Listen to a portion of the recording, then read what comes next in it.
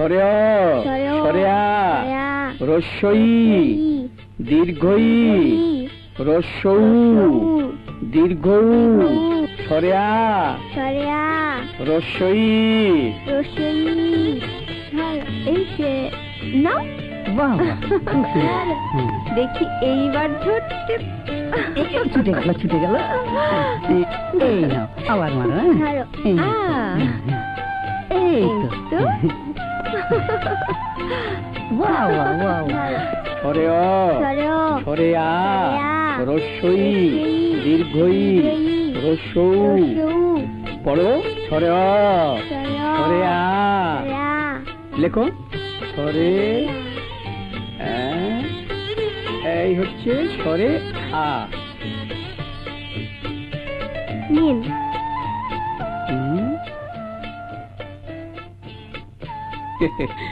খুব সুন্দর হয়েছে। আজকে তাহলে এই পর্যন্ত থাক। আচ্ছা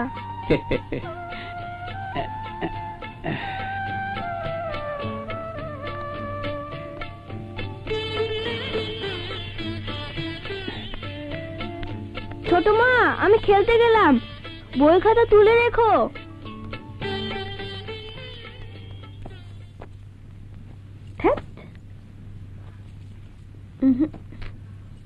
ছোট ছোট দিদি করি বলতো। কিসের? এই সবই কি অমূল্যের পোশাক? হ্যাঁ দিদি। কত টাকা তুই নষ্ট করিস। এর একটির দামে একজন গরিব ছেলে সারা বছরে কাপড় চোপড় হতে পারে। কিন্তু গরিবে বড় লোকে তফাৎ তো একটু থাকেই, সেজন্য দুঃখ করে কি হবে? তা হোক, তারপরেও তো সব কাজে একটু বাড়াবাড়ি আছে। কি বলতে এসেছো তাই বলো না দিদি, এখন আমার সময় নেই। তোমার সময় কখন থাকে ছোট বউ?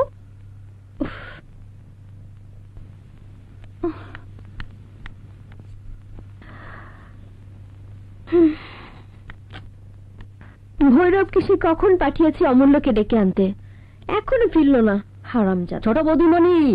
হ্যাঁ এই যে। কি কোথায় ছিলি এতক্ষণ? হ্যাঁ, ও পাড়ার চাষার ছেলেদের সাথে ডাঙ্গুলি খেলছিল।